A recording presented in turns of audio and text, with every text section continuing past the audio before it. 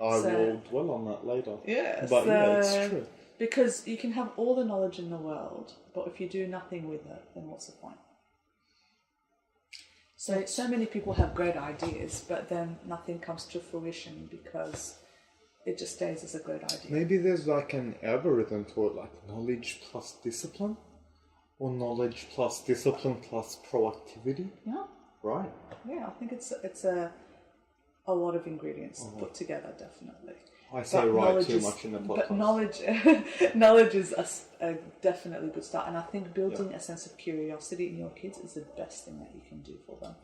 Actually... And you don't even need to like instill that because it comes naturally and you've just got to go with their natural instinct. Right. That's exactly right. You're not suppressing it or not telling them, oh, don't worry, you don't need to know that now when you're older. Or not imposing whatever you think. That's exactly right. I think the two things, if it's anything to teach our kids, it'll be curiosity or to promote, and grit.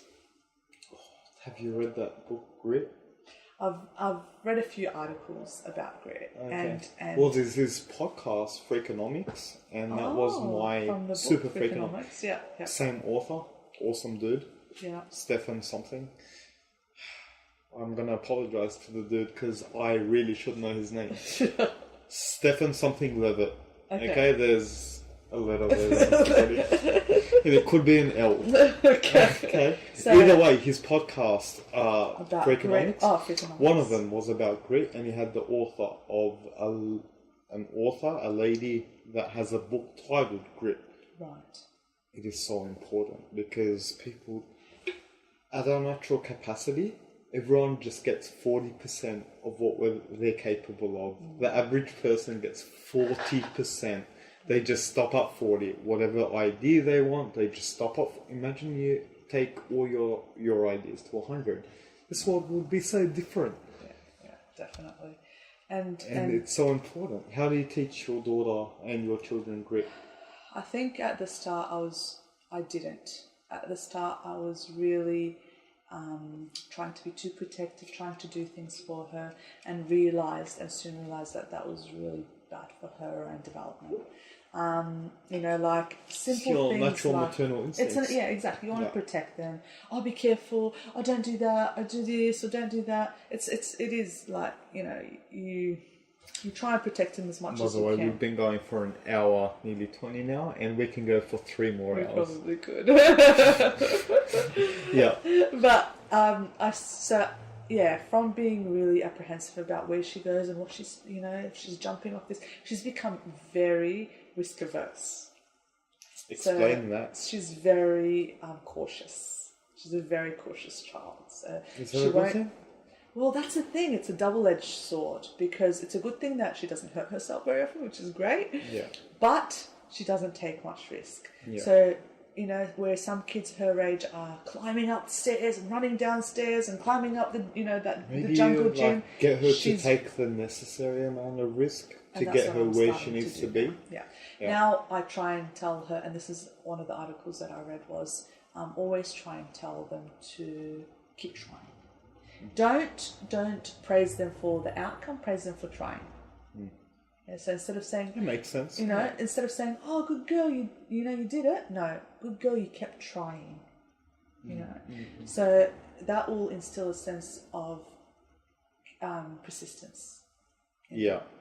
Okay. Yeah. So, and when they're persistent, then they give up too easily. Like even me, sometimes we all give up too easily. That's exactly right. I've had really good ideas and I didn't put enough effort into one. And what's the worst that can happen if you did?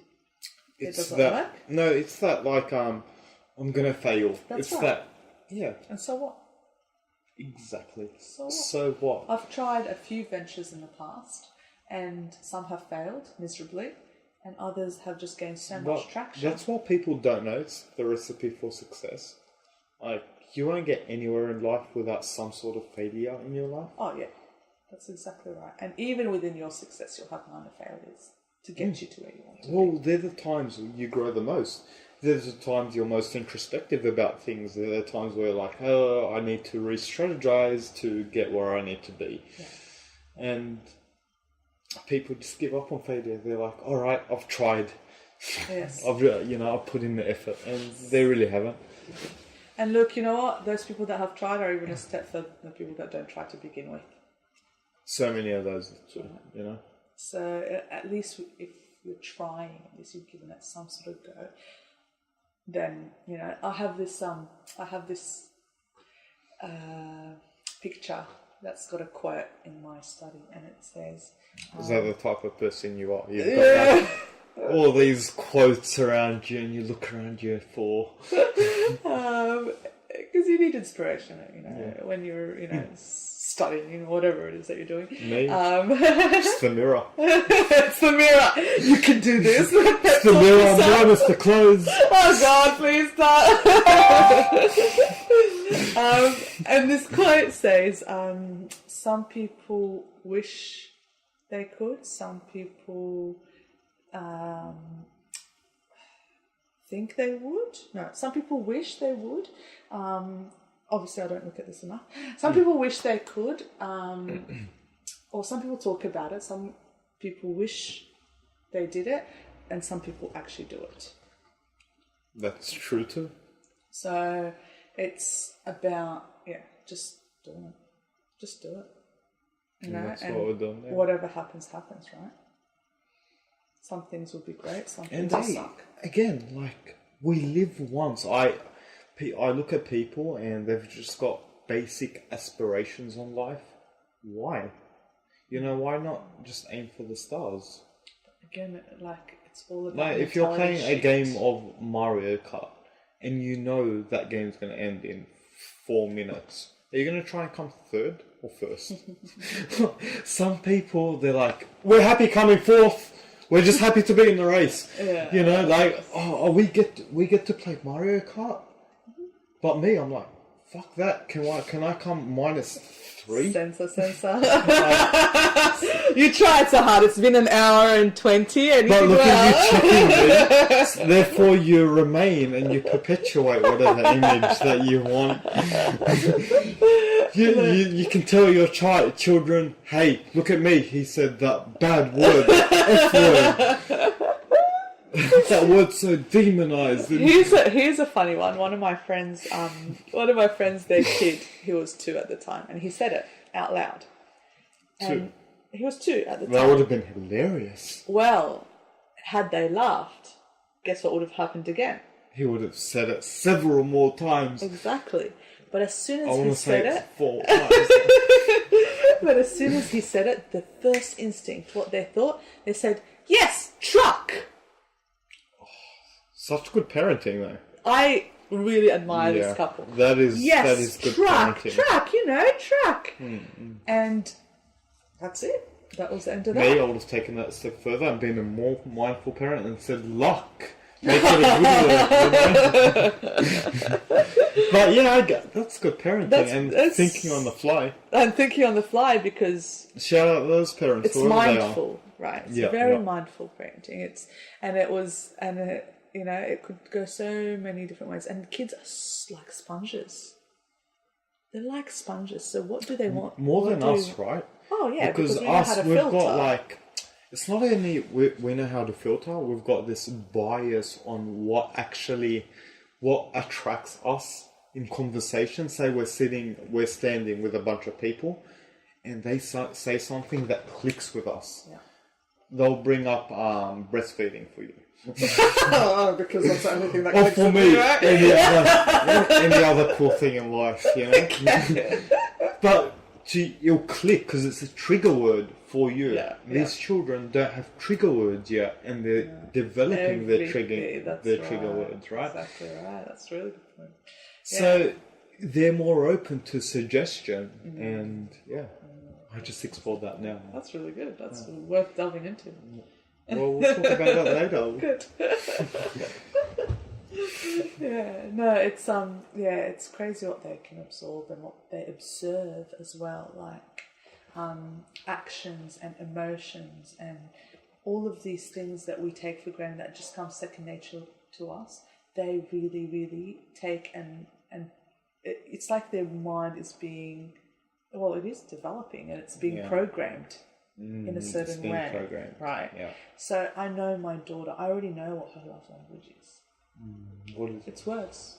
It's words, because as soon as I say to her, I I'm need to so know what my proud of love you. language You is. should do I the feel that quiz. it's all of them. Do the quiz. I feel that I need everything. I need everything to show me that you love me.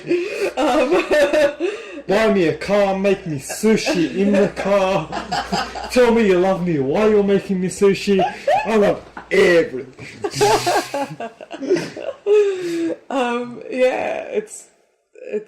Once you've explored that, it makes a big difference to how you communicate and how other people, or I guess if you're in a relationship, then how that person can communicate to you. But her one is words of affirmation and quality time, exactly like mine. Good girl. Do you say that a lot? No, I try not to. What do you say?